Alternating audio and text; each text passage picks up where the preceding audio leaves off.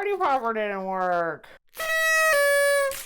Congratulations! You did a thing! You successfully launched your video! You worked hard in creating it, and then you shared it, and then you did your best to optimize it across all of these different social media platforms, and then the question that every funder is going to ask you, even if that funder is just you, is, did it work?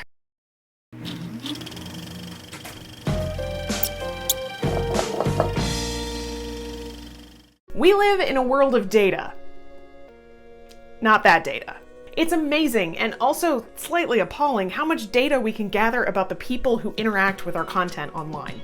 There is so much data out there and it can get really overwhelming really quickly, to say the least. So which metrics are most important and which ones should you be definitely paying attention to and which ones are just kind of red herrings? Well, if you've learned anything at all in this series so far, you've probably learned that my answer is gonna be something like, it depends. Sorry, there's no correct answer at the end here either.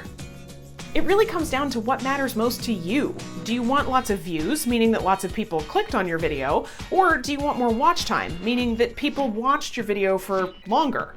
Or do you want to know how your audience interacts with your videos, with likes and shares and comments or subscribes to your channel? Or maybe you want to know how old your audience is and how they found your content and whether they felt compelled to continue poking around on your website after they watched your video. There's so much data. There is so much information that you can gather, and it can be really fun, albeit totally overwhelming, to go down the YouTube analytics rabbit hole. But to keep things simple and straightforward as you're getting things going here, I'm going to outline a few of the main analytics that most people care about.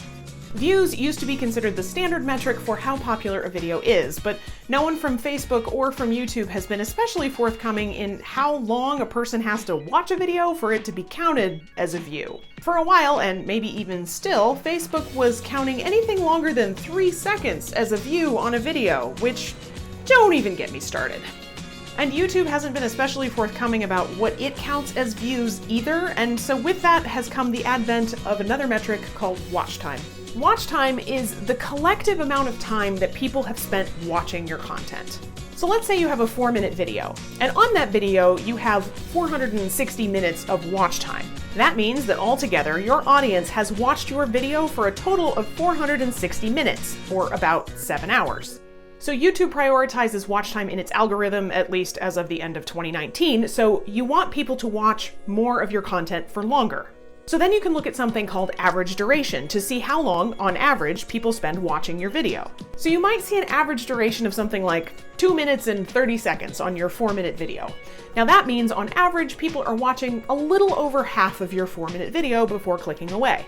It's obviously better if, on average, people are watching something like 2 to 3 minutes of your 4-minute video instead of just 10 to 15 seconds. See, now this is where it gets important to start thinking about these things.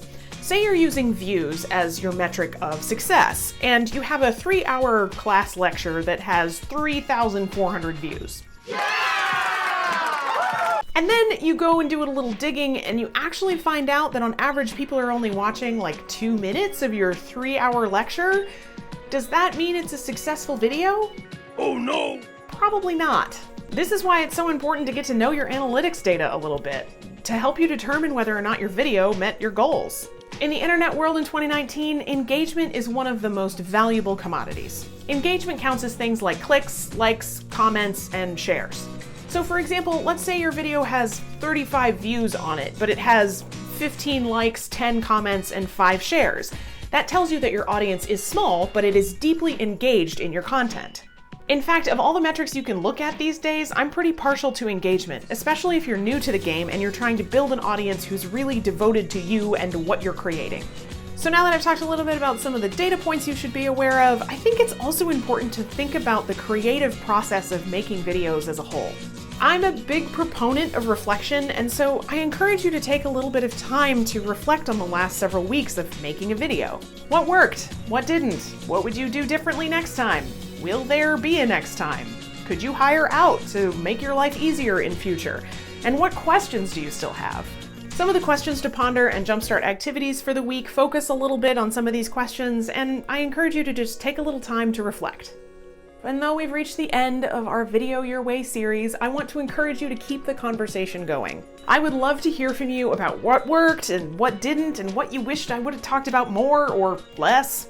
So please reach out over here on my website if you've got comments or questions. I'd love to hear from you. And are you left wanting some more help? Needing a little bit more in-depth guidance on your own video making journey? I would love to talk to you about how I can help you or your organization take the next step in your video creation. And there are several ways to work with me. I provide free 1-hour consultation conversations via phone or Zoom to get a sense for what your challenges are and to provide some suggestions. I've also got a workbook that I offer where you can go more in-depth and more at your own pace in this video making process. I also offer a virtual 5-session consulting series with one-on-one time to discuss your project, along with built-in accountability and activities that are tailored to help you meet your goals. Or if after all of this you've decided you don't want to make videos anymore, but you'd like someone to make them for you, I do that too. I've worked with clients from a variety of backgrounds, including nonprofits, choral organizations, small businesses, individuals, educational institutions, and I'd love to work with you. And thanks again for joining me on this Video Your Way journey. I hope it was helpful, that you learned some stuff, and that you had some fun along the way. Please reach out in the future if I can ever be of assistance in your own video making journey. Thank you so much for watching. Now go forth and make videos your way.